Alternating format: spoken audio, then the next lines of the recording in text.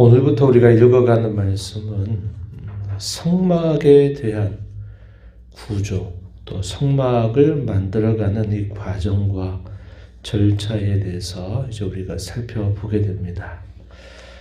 이 내용이 출애굽기 25장에서 31장까지 쭉 소개가 됩니다. 처음에는 이것이 성막이라고 하는 이름으로 이렇게 만들어지게 되고, 훗날에 이스라엘 백성들이 가나안 땅으로 들어가게 되어 정착 생활을 할 때에는 성전으로 이것을 또 만들게 됩니다. 그래서 이 성막은 이동할 수 있도록 계속적으로 꾸렸다가 또 설치했다가 움직이면서 계속 운반할 수 있는 것으로 만들게 한 것이고, 성전은 하나님께서 예루살렘이라고 하는 곳, 하나님이 중앙 성소로 두시겠다 하셨던 그곳에 이제 고정되는 장소에 있도록 하신 것, 이것이 성전이 된다 하는 겁니다. 그 기능이나 역할은 똑같다 하는 것을 우리가 볼 수 있겠고요. 우리가 쭉 살펴왔던 말씀들을 쭉 이어서 살펴보면, 하나님께서 자기 백성들과 시내산에서 언약을 체결해 가는 과정이 여러 장들을 통해서 우리가 살펴왔습니다. 하나님과 언약을 체결했다, 이 말은 하나님과 그 백성 사이에 관계를 규정해 주는 아주 중요한 원리가 되는 것을 살펴봤고, 이렇게 하나님과 자기 백성들이 만날 때 꼭 요구되고 있는 게 뭐냐면, 하나님과 어떻게 만날 것이냐 할 때는 이 성막이라고 하는 걸 통해서 구체적으로 하나님을 만나는 장소로 하나님이 지정하시게 됩니다. 성막이 하나님을 만나게 하는 그런 역할이 있는데, 하나님을 만나려고 하면 하나님이 거룩하신 분이기 때문에 우리가 죄를 벗어서, 죄를 용서받아서 그분과 만날 수 있는 것이 필요한 겁니다. 이게 바로 성막이 하는 역할이에요. 그냥 만날 수 없다, 이 말이죠. 우리가 죄와 허물로 늘 죄라고 하는 것이 하나님과 우리 사이에 담이 돼서 우리를 가리게 되는 일이기 때문에, 이러한 죄를 용서받고 하나님과 다시 화목과 하나됨을 이룰 수 있도록 하신 것이 이 성막에 대한 것이다 하는 겁니다. 그리고 이 성막을 짓는 일에 있어서 그것은 전적으로 사람이 하고 싶은 대로 계획을 세우고 또 안을 세우고 설계도를 만들고 해서 한 것이 아니라, 하나님께서 분명히 보여주시는 재료, 또 보여주시는 설계도를 따라서 만들도록 하신 것이다 하는 겁니다. 오늘 우리가 읽는 말씀 중에서 9절 말씀을 한번 보시면 이렇게 말하죠. 물은 내가 너에게 보이는 모양대로, 설계도대로, 이런 의미 바로 이해되겠어요. 정막을 짓고 기구들도 그 모양을 따라 지으니라. 내가 너에게 보이는 모양대로. 이 표현이 중요한 표현이고, 40절 가서 또 보시면 25장 마지막 절에서도 이렇게 말합니다. 너는 삼가 이 산에서 내게 보인 양식대로 할지니라. 이렇게 표현합니다. 내게 보인 양식대로. 내가 너에게 가르쳐 주는 설계를 따라서 그렇게 하도록 해라. 이런 말씀을 주고 있어요. 그래서 우리가 하나님 앞에 나아갈 때는 어떻게 나가는가? 하나님이 우리에게 보여주시는 그 길을 따라서만 하나님께 나아가고, 그 길을 통해서만 하나님을 만나고, 그 길을 통해서만 하나님과 교제할 수 있다 하는 것을 상징적으로 보여준다 하겠습니다. 1절부터 9절까지의 내용에서는 이 성막을 만드는 재료가 어떤 것들이 있을까 하는 것에 대하여 모세에게 알려주셔요. 그래서 그 재료의 내용들을 보게 되면 3절부터 7절까지 쭉 소개가 되는데요. 금과 은옷, 또 청색, 자색, 홍색 실, 가는 배실, 염소털, 붉은 물들인 수량의 가죽, 해달의 가죽, 조각목, 아카시아 나무로 되어 있는 나무를 말합니다. 조각목, 그 다음에 등유와 관유에 드는 향료가 있어야 된다. 분양한 향을 만든 향품이 있어야 되겠고, 또 호마노나 애복과 흉패에 물릴 여러 보석들이 있어야 된다. 하나님이 필요한 재료들을 모세에게 말씀하시고 이것을 백성들로 하여금 자원하는 마음, 기쁜 마음으로 드리도록 하라고 명령을 내려주셔요. 2절 말씀을 보시면 이렇게 말하죠. 이스라엘 자손에게 명령하여 내게 예물을 가져오라 하고 기쁜 마음으로 내는 자가 내게 바치는 모든 것을 너희는 받을지니라. 하나님 앞에 드리는 것, 하나님이 정해 주시는 그런 재료들을 드리는 것 중요하고, 또 그와 더불어 중요한 게 뭐냐면 기쁜 마음으로 하나님이 자신들에게 맺어주신 그 언약에 대한 감사와 감격을 가지고 그것을 드리는 것이 중요하다는 것을 가르쳐 줍니다. 오늘날 우리가 하나님 앞에 여러 헌금이나 헌물을 드리는 가장 중요한 자세도 하나님 앞에 기쁜 마음으로, 차분하는 마음으로, 그분이 우리에게 베풀어 주시는 그분의 은혜를 감사하는 마음을 가지고 드리는 것이 대단히 중요하다. 억지로 하지 말라는 겁니다. 그것을 우리에게 잘 가르쳐 주고 있고요. 그런 재료들을 통해서 하나님이 뭘 하시고자 하시는가? 8절 말씀에 보면요. 내가 그들 중에 거할 성소를 그들이 나를 위하여 짓게 하기 위함이다. 이렇게 말합니다. 성소, 그 성소가 뭐 하는 것이라고요? 하나님이 그들 가운데 함께 계시는 곳, 이렇게 표현합니다. 그래서 하나님과 가까이 만나서 그분과 교제하고 화목을 이루는 그 목적을 위해서 이 성막을 만들라, 이렇게 말씀을 하신 것입니다. 그리고 10절부터 22절에 소개되는 것은 우리가 아는 대로 지성소라고 부르는 지극히 거룩한 곳에 들어가게 될 뭐냐면 증거궤 혹은 언약궤 혹은 법궤라고 부르는 것, 그것에 대한 설계를 말씀하셔요. 조각목으로 만들되 장광고, 길이와 폭과 높이가 2.5규빗, 1.5규빗, 1.5규빗 이렇게 이런 정도의 크기로 만들어라, 이렇게 얘기합니다. 한 규빗은 이 손가락 끝에서 팔꿈치까지의 거리입니다. 그래서 대개 45cm, 그냥 쉽게 하면 50cm 정도, 이렇게 생각할 정도 크기가 됩니다.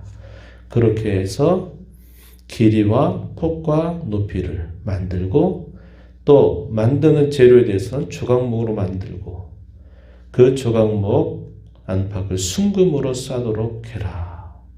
위쪽 가장자리로 돌아가면서 금으로 태를 두르게 하고, 금고리 넷을 만들고 발을 달아서 채를 만들고 그 채로 그것을 깨어 놓으라. 그것은 이동할 때 그것을 들고서 이동할 수 있도록 하기 위한 목적이 됩니다. 이 증거궤 안에는 세 가지가 들어가요. 16절에 보면은 가장 우선적으로 들어가는 게 뭐냐면 언약의 돌판, 우리가 아는 십계명의 이 두 돌판이 이 언약궤 안에 들어가게 되고, 여기에 또 뭐가 들어가냐면 아론의 쌍난지팡이, 이게 또 들어가게 되고요. 하나님께서 자기 백성들을 계속적으로 먹여주신다 하는 것을 기념하기 위하여 만나를 담은 항아리, 그것을 이 언약궤 안에, 증거궤 안에 넣도록 하신 것입니다. 그리고 그 증거기의 뚜껑을 뭐라고 부르냐면 속죄소라고 불러요. 순금으로 만들게 하고 그 속죄소 위에는 그룹 둘을 이어서 만들도록 합니다. 속죄소를 날개로 덮게 하고 쭉 이어지도록 하는 거예요. 그러면서 그 속죄소 위에서 내가 너와 만나겠다. 속죄소 위에 있는 두 그룹 사이에서 이스라엘 자손 위하여 명령할 모든 것을 알려주겠다. 하나님 이렇게 말씀하셔요. 여기서도 중요한 표현 22절에 보니까 거기서 내가 너와 만난다. 속죄소라고 부르죠. 이걸 다르게 또 뭐라고 부르냐면 시은소 이렇게 또 부르기도 하는 거죠. 하나님께서 은혜를 베푸시는 곳 이렇게 부르기도 합니다. 속죄소. 그리고 거기에 그룹들이 있게 되고 그 사이로 하나님이 그들에게 만나고 말씀하신다. 이렇게 해서 이 증거계를 뚜껑을 만들게 하고요. 그리고 지성소 바깥으로 나오게 되면 성소가 있어요. 그 성소로 봤을 때 우리가 성소를 정면으로 딱 들어가서 봤을 때 왼쪽 편에는 뭐가 있냐면 등대를 만들게 합니다. 그러니까 제가 봤을 때 이쪽에 있는 동에는 등대가 있게 되고 이쪽에는 진설병을 올려놓는 이 진설병 상을 위치하게 합니다. 그렇게 하게 하면서 서로 마주 보도록 이렇게 하고요. 그리고 이제 위치로 봤을 때 여기 카메라가 있는 정도에는 뭐가 있냐면 분향단이라고 하는 게 위치해요. 이제 만약에 여러분 이해하시기 좋게 여기가 지성소다. 여기에 만약에 혹시 법궤나 언약궤가 있다. 그러면 여기에 분향단이 있고 이쪽에 왼쪽에 있는 편에는 등잔대가 있습니다. 그리고 이쪽에는 진설병이 있는 떡상 위치하게 돼요. 그래서 이렇게 문을 만약에 성소 지성소로 말하면 나가자마자 저 현관 앞에 위치하고 있는 게 뭐냐면 물두멍이라고 하는 게 있어요. 손을 씻도록 만들어 두는 곳이죠. 그리고 현관 입구로 만약에 다지가 되면 거기에는 이제 백성들이 희생의 제물을 가져왔을 때 그 제물을 자르고 각을 떠서 그것을 태우는 번제단이라고 하는 게 있어요. 이 구약의 성막의 구조고 이 성막의 구조는 나중에 가나안 땅에 들어갔을 때에도 역시 성전에서도 그 동일한 그런 구조를 가지고 있는 겁니다. 그래서 쭉 이스라엘 백성들이 들어오게 되면서 물론 이 안은 못 들어왔어요. 여기는 누구만 들어오냐? 제사장만 들어오고 그리고 지성소라고 하는 이 법궤 언약궤가 있는 이곳에는 대제사장만 들어오는데 1년에 단 한 번만 들어오게 돼 있어요. 언제? 대속죄일이라고 부르는 그때에 단 한 번 이 지성소 안으로 들어와서 제사를 드리도록 되어 있다 이 말입니다. 이게 구약 시대에 이스라엘 백성들이 가나안 땅으로 들어가는 과정에서도 이렇게 되어 있고 예루살렘의 성전이 세워지게 될 때에도 역시 이런 구조를 따라서 성전이 세워지게 되는 겁니다. 여기 진설병이라고 하는 것을 말할 때 30절에 보면요. 상 위에 진설병을 두어 항상 하나님 앞에 있게 하여라. 항상 이것을 두게 합니다. 그리고 일주일 단위로 이제 새로운 안식일을 맞게 될 때 일주일 동안 진설해 놓았던 이 떡을 이제 그것을 뒤로 물려요. 물리면 그 떡을 누가 먹느냐? 아론과 제사장들을 위한 양식으로 그것을 먹게 하고 또 새로운 떡을 만들어서 또 역시 여기에 그 떡을 배치하도록 하는 거예요. 항상 두라. 이건 결국 하나님께서 자기 백성들에게 양식을 항상 공급하신다 하는 것을 그들에게 보이는 걸 통해서 그들에게 깨우쳐 주는 겁니다. 하나님이 그 백성들을 기르시고 먹이신다 하는 것을 보여주기 위해서 진설병을 놓게 하고, 그리고 이쪽 편에는 등잔대가 있다 그랬죠. 이 등잔대도 항상 꺼지지 않도록 항상 하는 겁니다. 이게 보여주는 게 뭐냐면 하나님께서 언제나 자기 백성들의 갈 길을 밝히 비추어 주시고 인도하신다 하는 것을 보여주는 역할이 있는 겁니다. 이 성소 안에는 캄캄해요. 위에 이 몇 겹으로 되어 있는 가죽들이 성소 전체를 덮어요. 이 성소 안에 밝혀주고 있는 것이 뭐냐면 이쪽 왼쪽 편에 있는 꺼지지 않는 그 등대가 이 성소 안을 밝혀주는 역할을 하는 겁니다. 자기 백성들의 갈 길을 하나님이 언제나 인도하신다. 이것을 보여주기 위하여 하나님이 이 등잔대를 만들도록 하신다 한 겁니다. 그래서 하나님이 여러 말씀들을 통해서 그 백성들에게 끊임없이 들려주시죠. 그들의 삶을 통해서 그 하신 말씀을 경험하고 체험하게 하나님이 하시죠.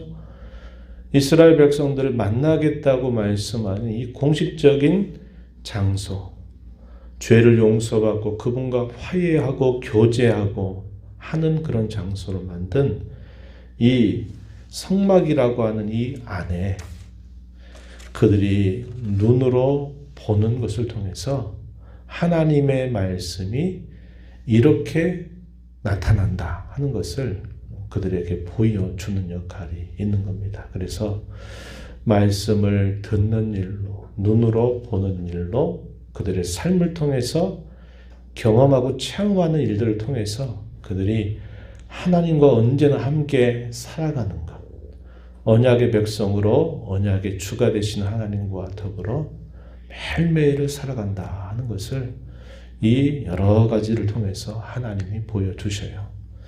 이 보이는 것들이 지금은 이렇게 다 사라져 버렸어요. 왜 그럴까요? 우리에게 이 땅에 우리와 같은 사람으로 오신 예수님께서 이 모든 일들을 다 완성을 시켜 주셔서 더 이상 필요 없게 해버려서 이걸 다 치워버리신 거예요. 이제는 주님이 우리의 심령 속에서 또 성령으로 우리의 심령 속에 늘 내주하셔서 우리에게 말씀하시고 보이시고 하기 때문에 더 이상 구약시대에 있던 이런 성막 안에 있는 구조나 성전의 구조들이 더 이상 필요 없어진 겁니다. 그것이 곧 우리 자신에게로 옮겨온 거예요. 그리고 그것이 오늘날 이루는 교회라고 하는 우리 성도들의 모임 속에 이것이 실현이 됐기 때문에 오늘 우리는 구약시대와 똑같이 하지 않는다 하는 것을 보여줍니다. 이런 모든 것들을 통해서 하나님이 그 백성들을 향하여 뭘 말씀하세요? 나는 너희의 하나님이고 너희는 나의 백성이다. 내가 영원히 너희와 함께한다. 너희를 떠나지 않는다 하는 것을 우리에게 보여주시고자 이러한 것들을 말씀하고 계신다 하는 겁니다.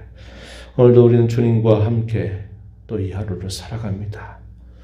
그분과 통행하고 그분과 만나고 그분과 교제하면서 힘을 얻고 위로를 받고 은혜를 입어서 또 우리 일상을 살아갑니다.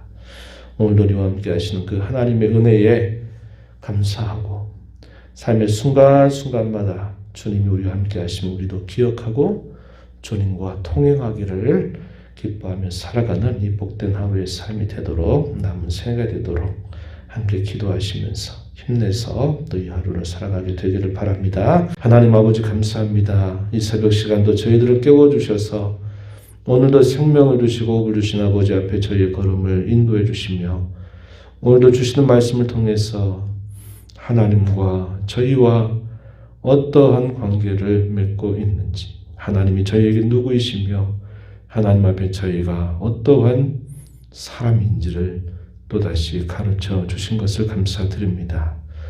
이 땅에 사는 동안 하나님과 만나 교제하는 것처럼 복된 일은 없을 것입니다. 그런 은혜를 그리스도 안에서 저희에게 값없이 베풀어 주신 것에 대하여 늘 감사하고 늘 기뻐하고 자원하는 마음으로 주님을 즐거이 섬겨가는 저희의 삶이 되게 하시고 저희 언제나 함께 하시고 동행하시는 주님의 손길을 늘 경험하며 주와 동행하는 자로 살아가는 저희가 되게 해주시기를 바라옵나이다. 먹고 마시고 입고 살아가는 것 염려하고 근심하는 삶이 아니라 언제나 우리의 필요를 돌봐주실 하나님의 약속을 붙들고 하나님의 뜻을 이루고 하나님의 나라를 이루어가는 일에 힘을 기울여 살아가는 저희 모두가 되게 해 주옵소서. 은혜의 보호자 앞에 나와 아버지의 은혜를 구하는 모든 심령들의 간구를 기울여 주시고 응답하시기를 바라며 예수님 이름으로 기도하옵나이다. 아멘.